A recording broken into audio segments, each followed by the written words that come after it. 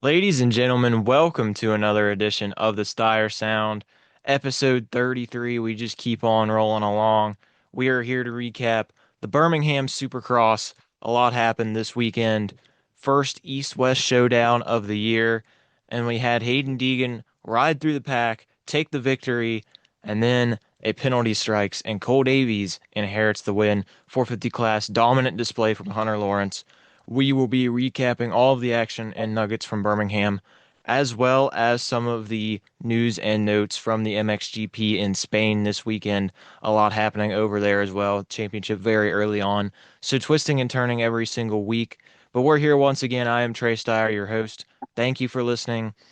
Spotify, Apple Podcasts, iHeartRadio, YouTube. You know where to find us. Be sure to like, follow, subscribe, click for notifications. Do all of that.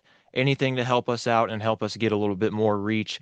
Thank you so much for tuning in. Joining me as always from the Dirt Legal Dirt Bike Depot WMR KTM team. Coming off a rough weekend, of course, Birmingham. Any East-West showdown very tough for privateer organizations.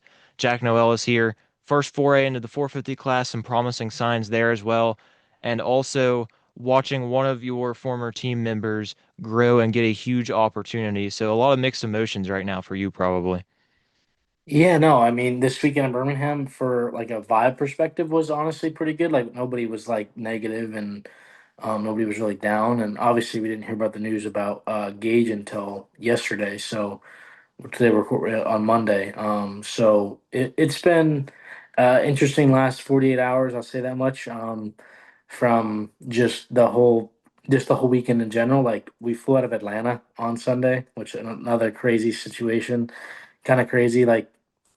So for some reason, this is just a funny side note. I see Joe Shimoda on my flight. He's running through the Atlanta airport, busting through the TSA lines. I'm like, what the heck, dude? This is crazy, funny stuff. I'm like, why is Joe flying Frontier on a Sunday or on a Sunday morning out of Atlanta?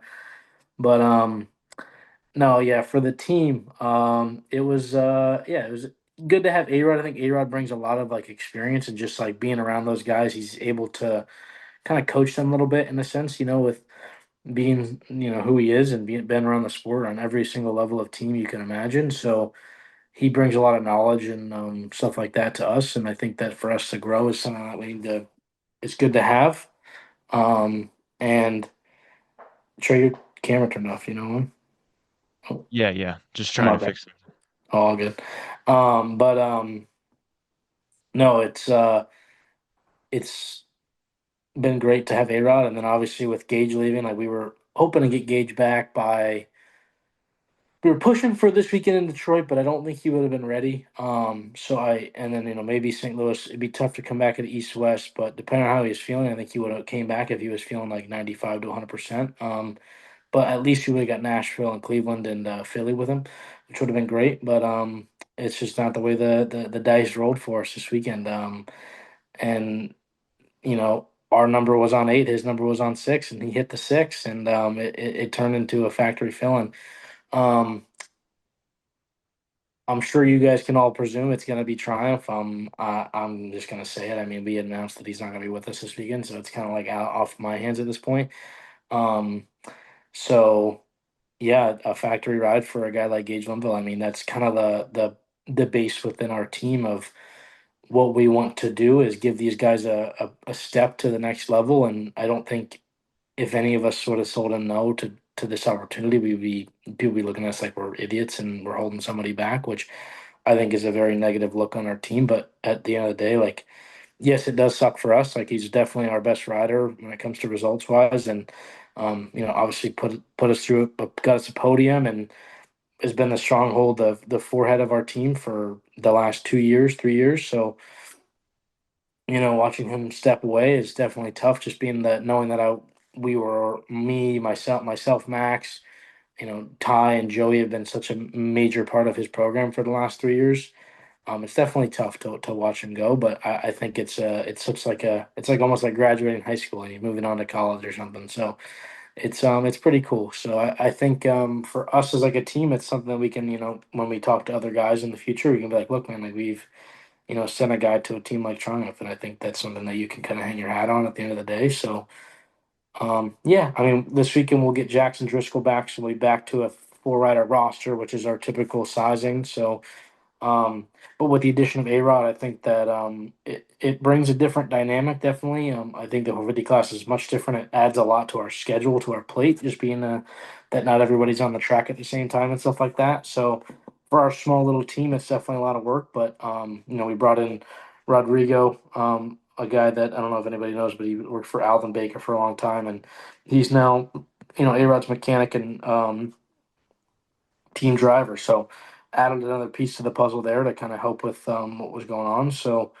but so far it's been absolutely great. I mean, I can today this past weekend, like I said, the vibes were at an all time high. And I think Detroit will be good. We have 1 p.m. press, so I'm looking forward to that. And it's just going to be an interesting next couple weeks. And I think we can kind of push our focus towards next year when it comes to reaching out to sponsors and stuff like that. Like it kind of gives us an answer to some questions we may have had eternally. So we'll see how it all goes. We'll see how A-Rod does. I think this past weekend he was dealing with some food poisoning stuff on Friday night, so he was kind of under the weather all weekend. So he didn't really have.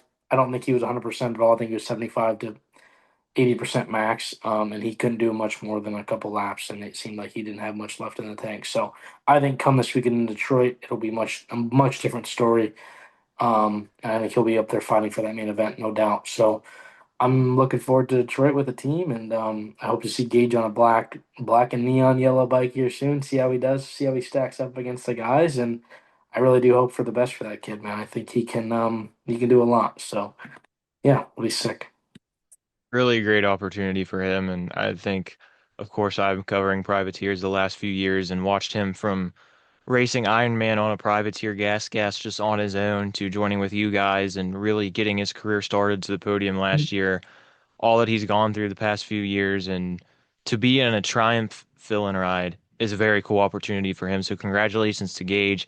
Stoked for his opportunity. Now we'll move to Birmingham, like you mentioned. We'll start with the 250 class because the East-West Showdown was the primary headline, and we had some controversy once again. Hayden Deegan puts on perhaps the best ride of his career, definitely the best ride of his Supercross career, in my opinion. Just worked through the pack from 10th to 1st, got around all of the fast East Coast guys, Cole Davies, Joe Shimoda, Seth Hamaker, passed all of them.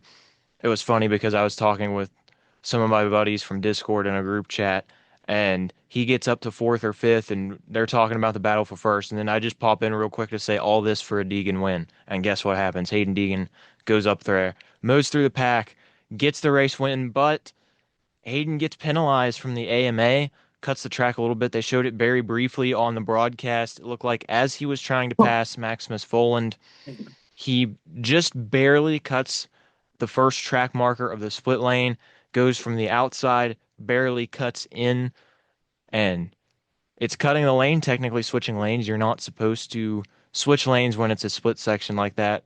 And he gets docked a point for it, or docked a position for it, rather. And this gives the win to Cole Davies, which Cole was very frustrated with his ride a little bit. He said he didn't ride to his full potential, even though he finished second and was up there. It was a little bit off from Davies considering how dominant Indianapolis was, but oddly enough, second time in the last 8 months that Cole Davies has inherited a win because of a Hayden Deegan penalty. Budds Creek Moto won last year. Hayden Deegan, Joe Shimoda both jump on a red cross flag, get docked a position. Cole Davies gets the win. Fun nugget from there, but Davies has a larger points lead now. Of course, Hayden Deegan's pretty much got the West Coast title wrapped up. Levi Kitchen led some laps, but ended up losing some positions there in the midst of everything. Pierce Brown injured, unfortunately, broken collarbone, fractured wrist, or dislocated wrist, excuse me, for Pierce Brown. That's a real bummer. Cullen Park injured as well, shoulder injury, I believe, there. You can speak to that a little bit more here in a couple minutes, but we expected a lot of twists and turns. We thought maybe there would be some shenanigans. I predicted that, but really nothing crazy. But Deegan does get the win, crosses the finish line first, but the AMA giveth and taketh sometimes. In this case, they take the win from Hayden because of cutting the track. They give it to Cole. A lot of people voicing their opinions. And once again, if we see more consistency, cool. That would be awesome because I feel like there have been times outdoors last season where Hayden would go off track, he wouldn't slow down to re-enter. I think of one example from Millville. I don't remember which moto, but I know he came out of the final corner. You have the single before the finish line, and he goes out of the corner so fast that he has to go around the single, but he doesn't slow down at all. He just cuts around the single, hooks back onto the racetrack. There was no dock there. So interesting to see the AMA stepping in this time. And there's been a lot of talk the last few weeks between the red lights and the lapper scenario. But either way, it's going to go down in the record books that Cole Davies won despite Hayden Deegan's great performance. Now Davies has a bit of more of a buffer going into Detroit this weekend. Finally, a normal East Coast round again. It's been a month since the last East Coast normal round. Of course, we had the Triple Crown at Indy, week off, East West at Birmingham. Now back to normalcy in Detroit this weekend. But Cole Davies, even though he didn't cross the finish line in first, even though he didn't feel like he rode a great race, was the ultimate winner of the weekend, not just because he inherited the victory.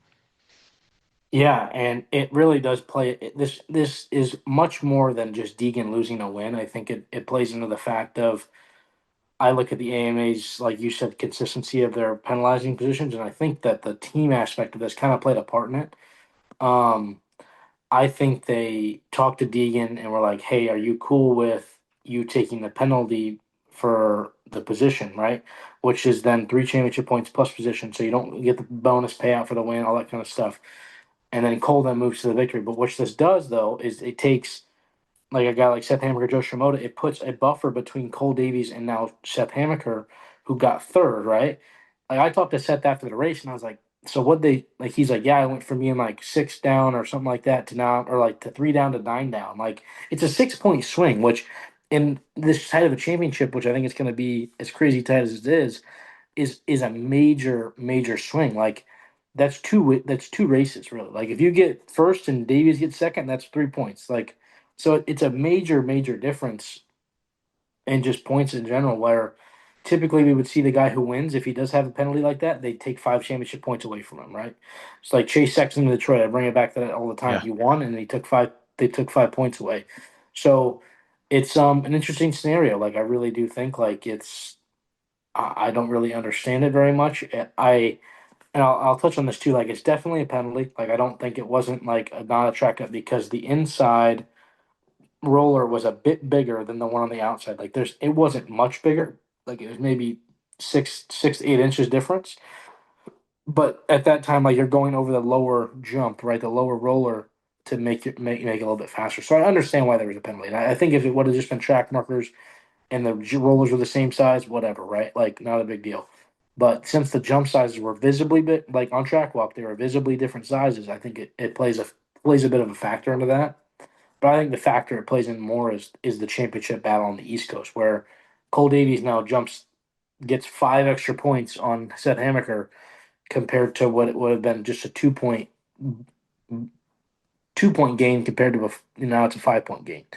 So it kind of screws those guys on the East Coast over, which I think the AMA doesn't really think about that stuff, like when they do things before they make the decision. And to touch on the AMA thing, like, and I have no issue with the AMA. The AMA guys like John and all the guys that are over there, and they are very friendly. They're not like rude people at all. Like they're great. And they, obviously they're trying their best. But like the scenario with Evan, right? Evan Fairing, Yeah. I really don't. I really Five don't. points? He has negative points right now, Trey. What are we Negative. doing? Like I don't understand that at all.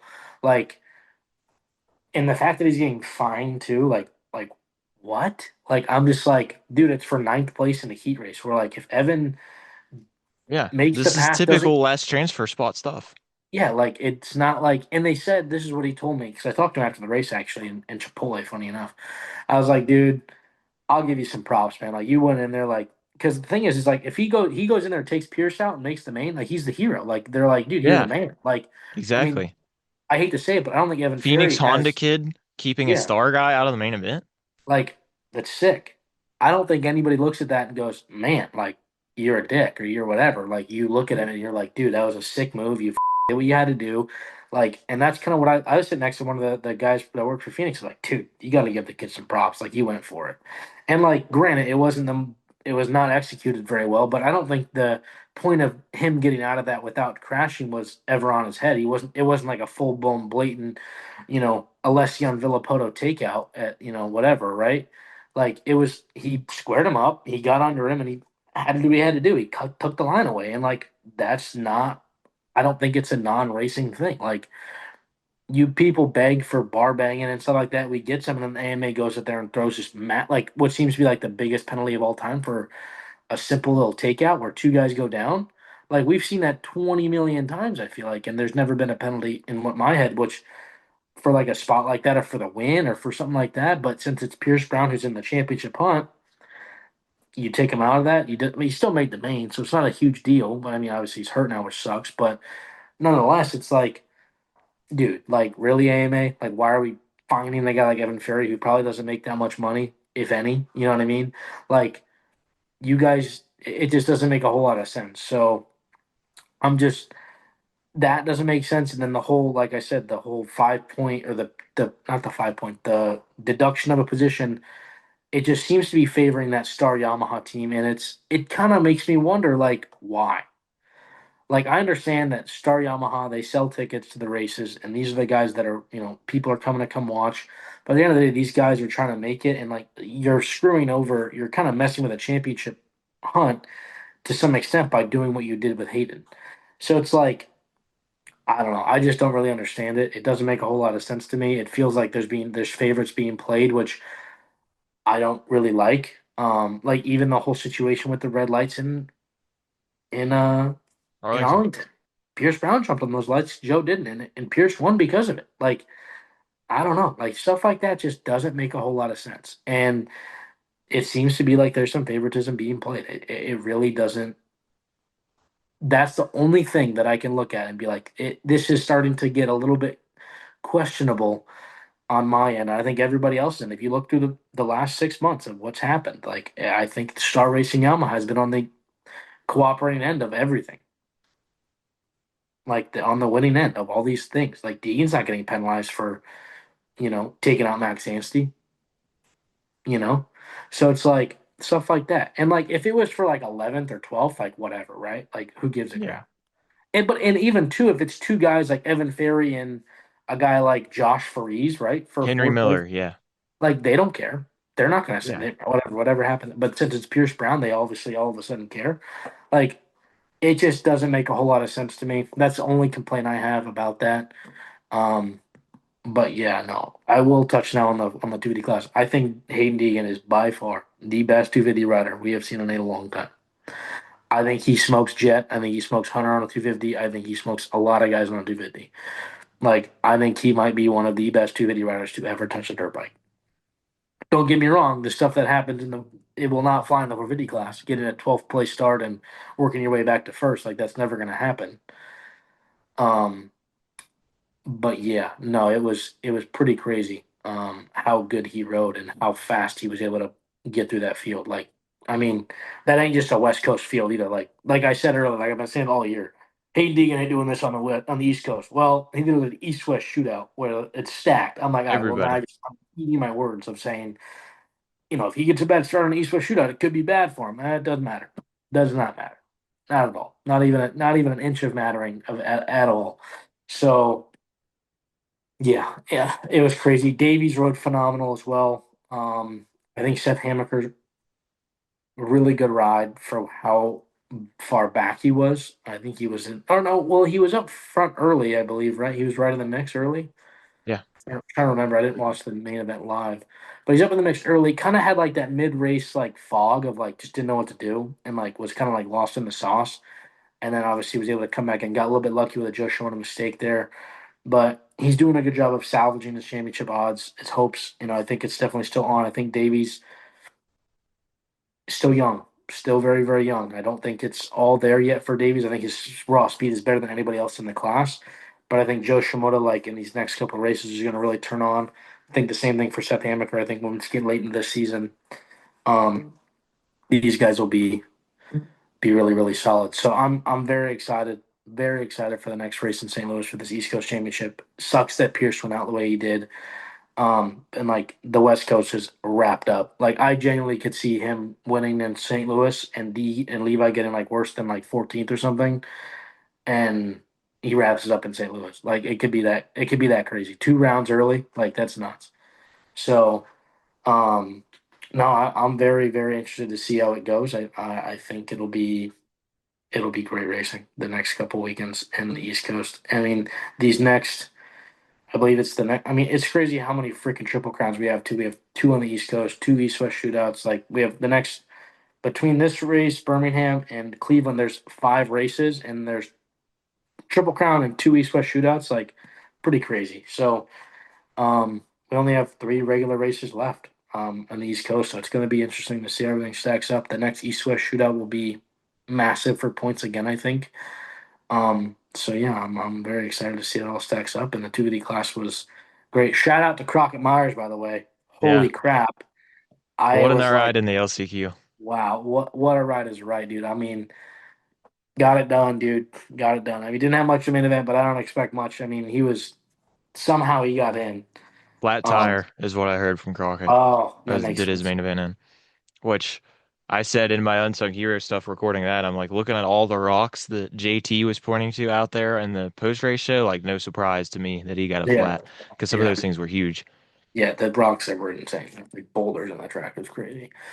Um, but yeah, no. Shout out to him, dude. Shout out to Nick Romano for getting out of an LCQ. I mean, I don't think it was the best showing. I don't think it's what what he would have liked to show. But for Good showing to up see at an him East back West, regardless. yeah, for to show up at an East West shootout to make the main event, I think you can. That's all you can really hope for. Getting back to that race, which I think Romano will have some more in Detroit. I think we could see Casey Cochran back this weekend too, as well. And I want to say. I know. Yeah, I think that's it. So and then there's a couple for 50 guys coming back too. I believe this weekend as well. They move into that. So I'm interested to see. What do you think about the 450 class this weekend, Trey? Real quick, I think you have a really interesting take and proposition there on the penalty thing because it does seem like it benefits Star Yamaha more often than not. And I also saw people jokingly saying like, "Oh, Star protested Deegan to give Davies more points," but No, like never literally, like know. I genuinely think that could have happened. Because I don't think the AMA willingly will be like, oh yeah, we'll just dock the position, we'll just give them the win and then take away the because like taking away a win from somebody who like won on like a under like a technicality is really hard to do. Where like they didn't like Not just visibly any give ride either. I mean, insane ride. Like I said, yeah. probably the best of Deegan's career. Definitely the best in Supercross. So like I think there was definitely some a little bit of a little bit of collusion, I'll say, from the Star guys saying, yeah, let's just take the win away, give Cole a couple extra points. My thoughts on the 450 class, Hunter Lawrence was unreal on Saturday night. Just Oh, dominant performance. And Ken Roxon, I'll admit as well, Kenny was the only guy in the range of Hunter Lawrence. They put 30 seconds on Eli Tomac. 30 seconds on Eli. I mean, 30 seconds on Justin Cooper, 30 seconds on Jorge, on Mookie. I could see that no problem.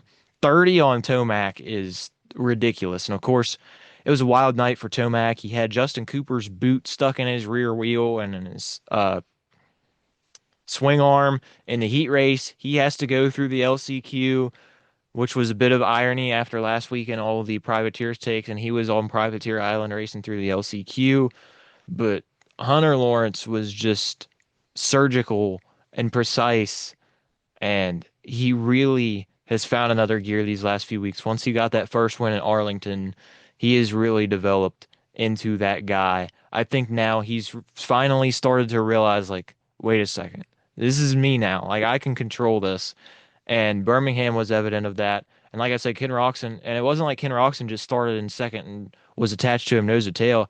I think Kenny started like 10th or so as well, kind of like Hayden Deegan did, and just worked his way up. And then, I mean, he wasn't on Hunter's rear wheel, but only a couple seconds behind. And then, of course, as I mentioned, Eli Tomac's 30 seconds behind. Great rides from the top two, and that's 3 of the last 4 Hunter Lawrence wins in the main event. And that's looking real dangerous for the rest of the field right now. I think he extended his lead to 9 over Tomac. It's been back and forth for a couple weeks, +4, then +1, then +4, then +1. Now it's at +9. And Eli, all things considered, third place looked like a decent night on paper, but when you're 30 seconds behind your title rival and he puts in the most dominant display of his career, that could be cause for concern, in my opinion. Yeah, no, 100%. I think Eli though, like he's such a veteran. Like it's so hard to be like 30 seconds behind Hunter Lawrence. Kind of just said it wasn't his night. Like maybe it wasn't. Like he just didn't feel like pushing that envelope of trying to catch Hunter or catch hold on to Roxon. Like he just managed his third place, stayed where he needed to be, and finished out with what he could finish out with. Like I think that's a championship style ride. It's a veteran style ride. Like that's good, right? Like that's not bad. It's not like you said cause for concern. It's not a great look, don't get me wrong, like to be that far off your opponent, but I don't think he was necessarily pushing the envelope as hard as maybe he would have at a race like Daytona or something like that. So Point. um definitely interesting, but I will give props to freaking Ken Roxon, man. That kid, I mean, oh my gosh, dude. He was absolutely flying in the first like 5 minutes of that race. I was like, holy crap, dude. Like same like Jorge Prado. Like Jorge Prado looked really good in the first 5 minutes. Like I think Jorge Prado, like I was watching that race. I was like, dude, genuinely, this man Jorge Prado could like actually be a contender for a title here in the next couple years. Like I'm not kidding. Like I think once he figures out like to hold that pace that he was holding, because he was like catching Hunter at some point, like a little bit there, a little bit here, losing in other spots. Like he was unreal in the whoops, jumping included. Like he was jumping the whoops like freaking prime Marvin Muscan. I'm like, where did this guy come from? Like I'm like, holy cow! Like I I was can't like, wait to see him outdoors, dude. oh dude, I'm ready for that, bro. Like he's gonna be wicked fast. Um, so yeah, dude, like I'm like, wow, this is pretty unreal. So nonetheless, I think like it was a good, great ride for Jorge Prado too. And I mean, I think that if he can get into that 20-minute range where he can hold that pace for 20 plus two or 20 plus one, it'll be scary for those guys. But yeah, just another shout out to Ken Roxon, dude, and then Hunter Lawrence, man, on another level tonight or on Saturday night. It was poetry in motion for that kid. He didn't have anything go wrong. He was riding so smooth, so fast. You could just see how effortless he looked. He looked like prime Jet Lawrence out there. I mean, nothing could go wrong. It seemed like he just was hitting all of his marks. I mean, it was impressive. It was very, very impressive. Um, Lapped up to eighth place as well. Forgot to mention that. yeah, man. I mean, these privateers, man, they gotta go. Mm. I'm just Sorry, kidding. Jordan Smith. Sorry, Garrett Marshbanks. Yeah, no kidding. But no, I mean the track was short, so I didn't expect it to be like that. And like just the 4D class this weekend was kind of weak, so it just no, it seemed like it was 8 or 9 factory guys when we started the season with 12 or 15 or something like that. So yeah, no, it was interesting. It was very, very interesting. I'm sorry, but very stoked with how Hunter rode. I think it's a championship style ride. I mean, Huge. to grab the championship after Indy last weekend, or Indy 2 weeks ago, to do that, win there, and then come into Birmingham, win again after the off week. Like it's just like you're just taking that championship and you're winning that tug of war battle right now, man. So I think if he can continue with the momentum, if he can win again in Detroit, which is a track I think Tomac likes, I believe. He's won there in the past and that. So I'll be interested to see how it goes. I think he'll be right up there with those guys. I think it'll be a solid showing for both guys, Hunter and Eli. I think if Eli doesn't win though in these next two races and Hunter continues to be winning, it's going to be really, really tough. I think Hunter's cementing his weight on this title, and it's crazy to see DeLawrence not leave the title hunt. Really, you know what I mean? So um, this is huge for Hunter. I think this is a career changing kind of season where when Jet comes back, how confident is Hunter Lawrence? How ready is he to take on the challenge of his own brother? I mean, how does that relationship change? Because it's always been Hunter's kind of been that, you know, 7-4 guy. Now Hunter's that guy, you know? So it changes the dynamic, I think, a little bit too. I mean, it's easier this year because there's no Jet in the picture. But like in years to come, I mean, I think the relationship will be fine. Like I don't think it'll be like crazy. But when it comes to like Honda and the resources and like what they're putting their effort into, it'll be interesting to see. So I'm looking forward to seeing how it all works out for everybody. And man, Hunter Lawrence is that guy right now. And I think if Tomac doesn't win soon, and he's gonna start needing some help in some bad areas, and I think a guy like Ken Rocks and Cooper Webb and when Chase he should be back this weekend. Um, Comes back. Hopefully they're up there in that fight and they can kind of mixing things up for maybe make it a little bit more interesting. But at this point, I don't think anything crazy is going to happen. I think Hunter's got this thing on lock. So Detroit will be an interesting one to watch. Before we get into MXGP really quick, I also want to shout out Team USA in the FIM Oceania Women's Motocross Cup. Lachlan Turner, Mila Herrick, Jordan Jarvis, Jamie Astudillo, former Dirt Bike Depot racer herself. They took the overall victory. Lachlan would have won if they went on a single rider overall. She went 1-2, I believe. But Team USA getting some retribution for their loss last year. And of course, it's March, it's Women's History Month. So making more history for American women's motocross. Awesome result for them. Congratulations to them. And also, shout out to all of the women in the industry throughout for Women's History Month. We appreciate you. Shout out to all of you. Now moving on to MXGP. We thought Jeffrey Hurlings might take control of this thing with his dominant display in Argentina. We look at Langenfelder, what he did round one, both went 1-1. Switch things up. 450 class, Lucas Coonan, he had a struggle in Argentina, really wasn't like himself, his usual pace, and then he comes back, he answers the bell 1-1. 1-1-1 if you want to count the qualifying race. Perfect weekend, perfect 60-point haul from Lucas Coonan. He was my title pick for the MXGP series, and he put a big statement out there. He will have the red plate for the first time in his premier class MXGP career. Granted, it's only his second season, but a big win for the number five. I almost wanted to say the number 96, but he's number five this year. Then in the MX2 class, Triumph gets their first victory as a manufacturer. It was a perfect day on Sunday for them. Of course, your guy, Mr. Ferez, in front of his home crowd, he had that place revved up for the moto victory, but unfortunately, some shifter issues in the second moto didn't get started out great. They tried to fix things in the pits, but they told him to come back to retire from the race. But then out front, you had Sasha Coonan leading, Valerio Lotta for Team Honda, HRC Petronas in second, and then Camden McClellan, the other Triumph rider from South Africa. He just started reeling them in. Got past Lotta, then flew around Coonan. Camden McClellan wins his first overall win from Triumph. We said last week that these Triumph guys could steal an overall win or two the way they were riding at Argentina.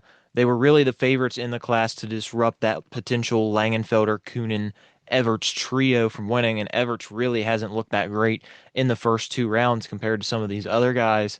But we got shifts in the championships. Obviously, we're only two rounds in, but just when you think Jeffrey Hurlings and Langenfelder with their first round success could run away, Coonan and Ferez and McClellan getting moto wins, spoiling the party. Tom Vial still right there as well, not as good on Sunday, but he's also outscoring his teammate Jeffrey Hurlings 19-0 in qualifying races, which could be big down the stretch. Regardless, huge win for Lucas, and an even bigger win for Camden McClellan, first career victory for the Triumph crew over there.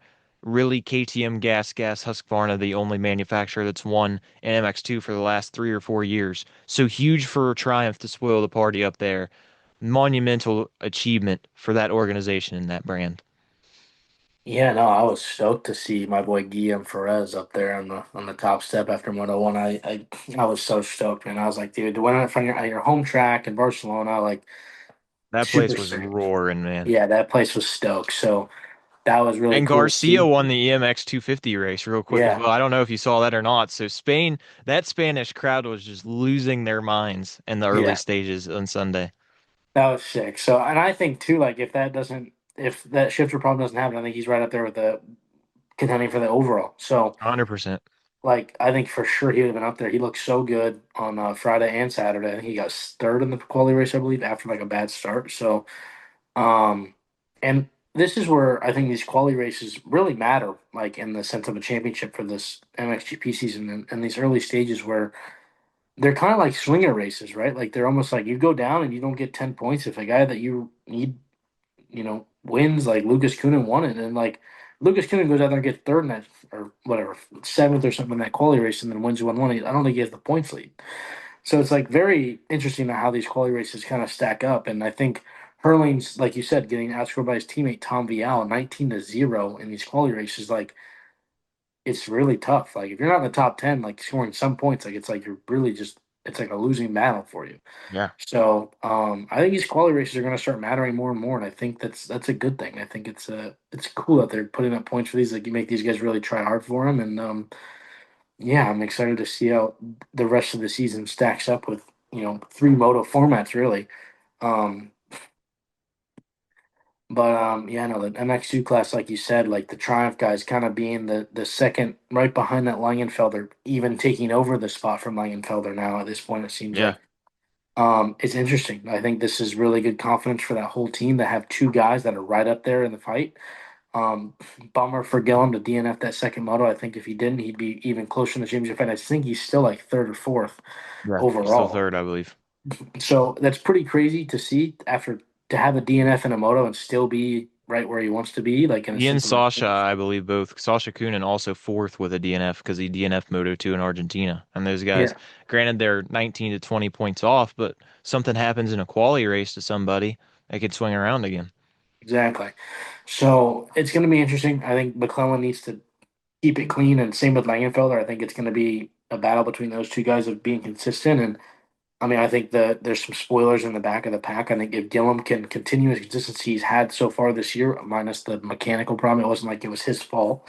Yeah. Um, so I think if he can continue on the bike and stay strong and not throw away motos and continue to be strong, I think it'll be a continuous success for that team, and he'll be on the podium multiple times this year.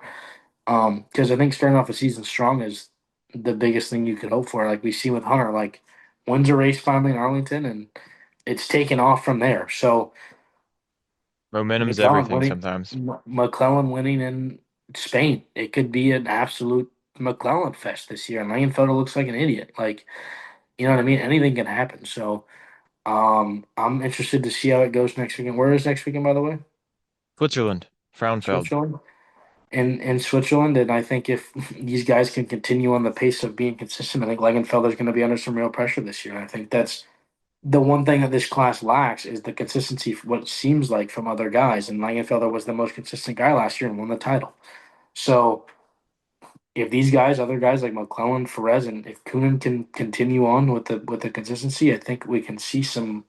If whoever falters in even as simple as like going down in a qualifying race and getting seventh place. Like it could go from that to being, gaining 10 points or something like that or whatever it is.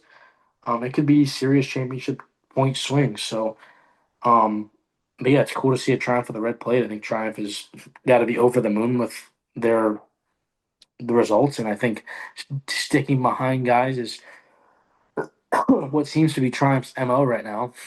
Sticking behind Jalik Smith and Faulkner, through all their hard times, and I'm sure they'll have a 450 guy next year with Mikael Herrick coming over. Um, but like it's cool to see that they're, you know, sticking through with these guys and it's starting to pay off in some sense. It seems like they really got the bike figured out, and that's the best you can hope for is being a bike for what it's been 5 years now since they developed that 250 or they came out with that 250. They came out with in 2022, I believe, 2023 maybe. 24 was the first season of racing. I don't know when the bike exactly came out, but this is only year three of racing and they already have the red Exactly. So plate. year three of racing, and you're already building a winning machine. Like that's pretty darn impressive if I'm trying. So you really have to pat yourself on the back and hope for the best coming in the near future. So I think it'll be great for them. It proves that they're a proven motorcycle. I think if you're a guy questioning the ability of that bike, it should no longer be a question. So it's only good for that brand. I think for McClellan and Perez both, they're on good motorcycles and they can compete. Camden said in his post-race interview, he's like, we worked on getting the bike dialed in the off season, and both guys love it. And you can tell that. Double podium for Triumph in the first round at Argentina. Then they go out and win both motos. That is absolutely huge for that program. Now we'll start to shift gears. Of course, we've been showing you the entry list every single weekend for Supercross. Now we'll go over here. And here we go once again. We got Detroit coming up this weekend. Not really finalized yet. Of course, we're on Tuesday afternoon. But of course, we have all the big names. I really don't think anything's crazy in here. You said we could expect Casey Cochran back this weekend, possibly. Of course, Colin Park missing after his injury. Unfortunate situation there. We got Luke Cloud. Oh, that's awesome. Energy Savers on. Nick Romano, of course, back with the Pro Circuit boys. Your guy Marcus Phelps, Chase Kessler in there. Nothing crazy on the 450 entry list, 250 entry list as well. We could potentially see a Chase Sexton come back this week, maybe. Dylan Ferrandis is back from Is his AP racing? AP is listed on the entry list. I believe he said on Instagram today, we're recording this Tuesday afternoon, that he will ride on Thursday and then make a decision then. So TBD on Aaron Plessinger as of right now, but I wouldn't be a bit surprised to see him. But at the same time, I wouldn't be too surprised to see him missed the weekend as well. Of course, further on down. Awesome to see Justin Bogle back as well last weekend, putting in the main event on the Twisted Tea Suzuki. Preston Massiangelo hopping up this weekend on the Gas Gas. Great to see a Gas Gas back in the 450 class. Of course, your guy A-Rod in there. Now let's go on MXGP.com. We got entry lists for the MXGP of Switzerland. And of course, we've got, oh, there's 40 names on the list. Don't know if all of these guys will compete, but of course, we got the big names. Rick Elzinga back on the entry list. He hasn't been able to race yet this year, so it would be cool to see Rick make his season debut. Thibaut Benestant went down pretty hard in the quali race, or in practice, actually. Hopefully, he'll be back and ready to go. Loris Friedig, Nico Groitman, two Swiss locals, a few more in there. Roan van de Moosdijk is back, it looks like. Not sure what organization he's with. Maybe he's still with the KTM Kosak team. I'm not sure.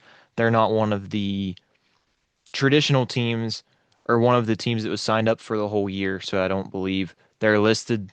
Roman Pep once again listed. I don't think he competed in Spain. He was on the list, but I don't remember seeing him out there. De Wolf made his debut last weekend. Nothing crazy, but he's back out there getting some reps. Oriol Oliveira had that whole shot in the second moto. Another Spanish guy who was revving up the home crowd. That was pretty cool to see. Go a little bit further. Jeremy Seawer. Oof. It's been really rough for Jeremy to start this year. He has been lagging behind the competition. He's been getting lapped. He's been in the 17 to 20 range, and this is a guy who's won GPs and been second in the championship before. It is looking dire for Jeremy Seawer. Home race this weekend. Maybe he can pick things up. Federico Tuani's in there, the Italian. Cato Nickel on a KMP Honda this year. Arnaud Tonis on a JK Racing Yamaha. I think Isaac Gifting's been hurt. Wow.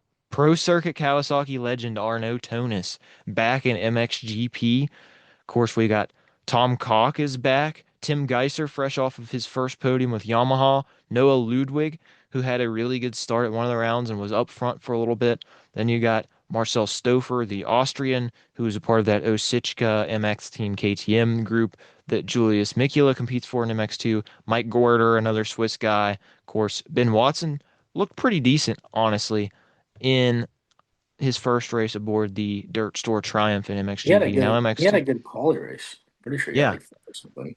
he ate as well in the first moto. But MX2 class, pretty standard list here, of course, looking through there, trying to see if anything sticks out, but really not. Morgan Benatti, I have heard that name. Maxime Grau was back in Spain for Team Matty Honda. He was a bit of a late addition to that team with Marc-Antoine Rossi stepping away from racing. We have another new face for the KMP Honda team, Luca Disserens. Not familiar with the guy, so apologize if I butchered your name. Lot Van Drunen is back. She scored a point. That's right. We had a woman scoring a point in the MX2 class. Lot absolutely rips. She's on the Debates Racing Team Yamaha crew. Ollie Colmer is back. Noel Zanox. 32 on the entry list as of right now for the MXGP of Switzerland. And now we'll go to predictions. And I didn't update things from the MXGP, I believe. But here in Birmingham, here's our results from Beham. Not a good night for either one of us, really. And you see there, I had Cooper Webb winning. I've picked Cooper Webb for the win like four out of the last five races. Yeah, five out of the last six if you go back to Glendale. Clearly, it's not working.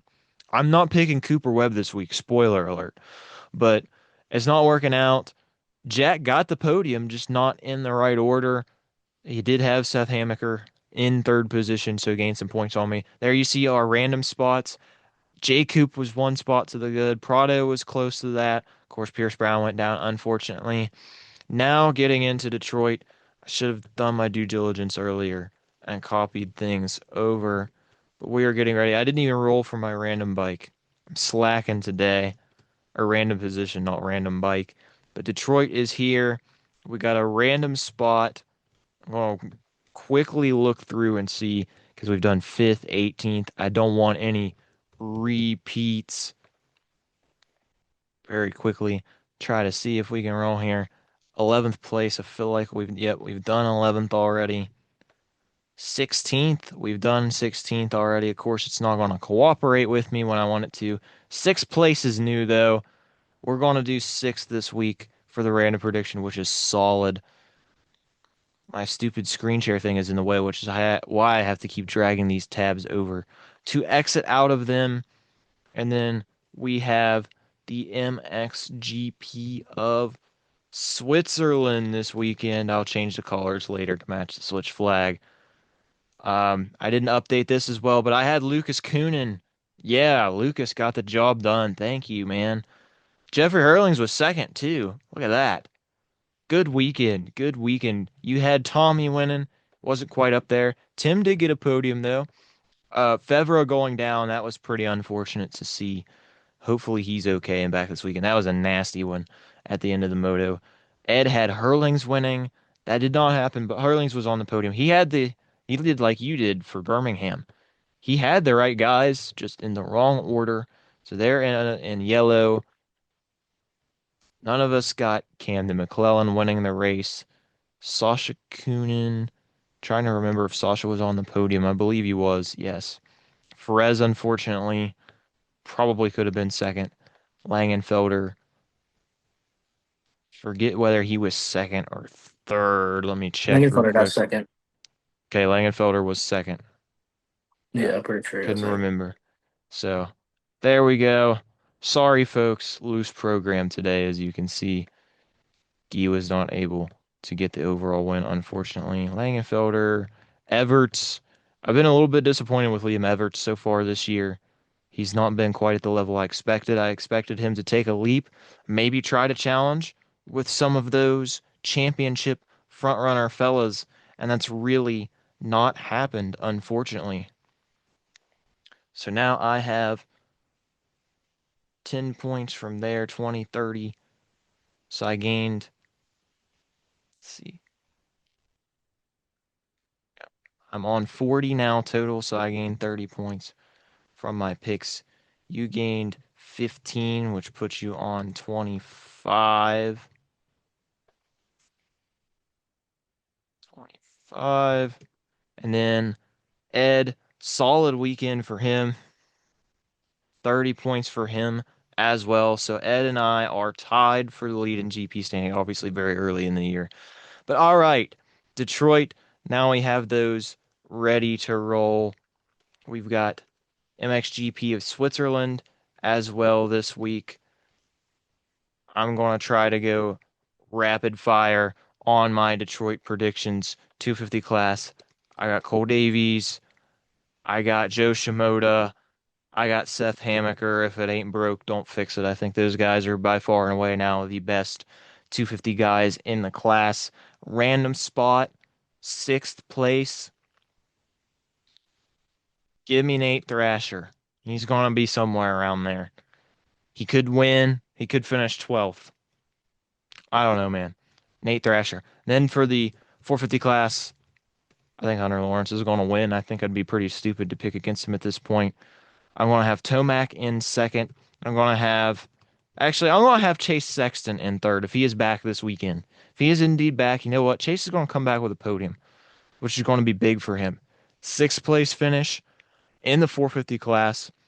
I picked him for my random spot last week. We've got Chase coming back into the field. So I'm going to go J. Coop again. NBA J. Coop for P6. Give it to me, man. Let's see if that works out. I'm going to go ahead and slide over, do my MXGP picks as well. Oof. This track, I'm not sure what to expect, really. This is the track that cost Tim Geiser the championship last year. It's the one where he went down and out for a good portion of the season. You know what? I think I'm going to pull the trigger on a Tom Vial win. I got Tommy winning this weekend for his first career MXGP Premier Class overall victory because I just don't know what to really expect of this track. I'm going to have Lucas Kuhn in second. I'm not going to take him off the podium as of right now. I think we could have a surprise in third. I'm trying to think of who to pick for a surprise. I'm going to go, I thought Ruben Fernandez. I want to go Andrea Adamo gets a surprise podium. Why not? Another rookie in there for the Red Bull KTM Factory Racing Team. Then MX2 class, I think Langenfelder needs to get back some momentum, and he gets the win this weekend. I think we'll see McClellan P2. I think we'll see Sasha Kunin P3. He's going to win a moto, and then he's probably going to wad another one. He's going to go like 1-8 for third or something like that. I think Perez and Everts will be just right outside the podium. So there we go. I got Vial, Coonan, Adamo, Langenfelder, McClellan, Coonan, Lawrence, Tomac, Sexton, Davey, Shimoda, Hammaker, Justin Cooper, and Nate Thrasher, random spots. Had to do those a little bit quick. Jack, over to you. What you got? Tell me your podium predictions for this weekend in Detroit So, and in Frauenfeld, Switzerland.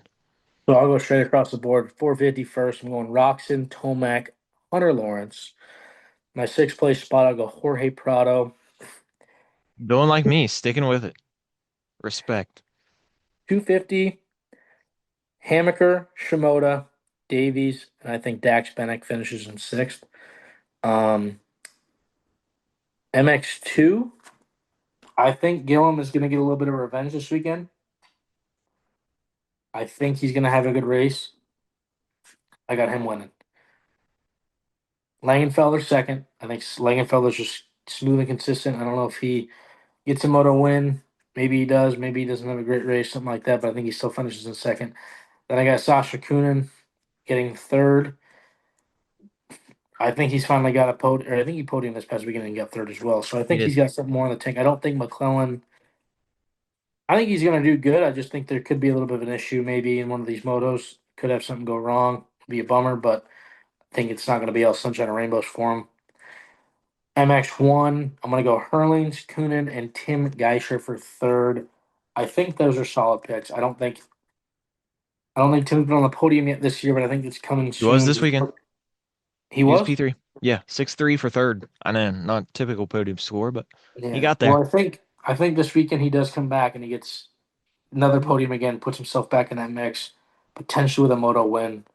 I'm excited to see how he does. Hopefully, get up to a better start and maybe lead some laps. I think we did things a little too late today for Ed to send in his podium predictions right away, but we will definitely have those for you next week. There you see it. Look over our podium predictions one more time. Detroit Supercross, MXGP of Switzerland in Frauenfeld. There you have it, ladies and gentlemen. All right. This has been episode number 33 of the Steyr Sound. Thank you so much for listening along. Jack, any last things to add before we conclude today? No, but I'm hoping we see some DVD bikes in that main event. Maybe it's A-Rod, maybe it's Marcus Phelps, maybe it's Chase Kessler, home race for the old boys. So, yeah. Fingers crossed. Hopefully, we see some Dirt Legal, Dirt Bike Depot, WMR, KTM's, 110 racing gear in the main event 60 this weekend. helmets. 60, that's right. Keeping those heads protected. KTM machines. But this has been episode number 33. Thank you so much for listening. For Jack Noel, I am Trey Steyer. Thanks, everybody. Have a great week. The Steyer sound is fading out.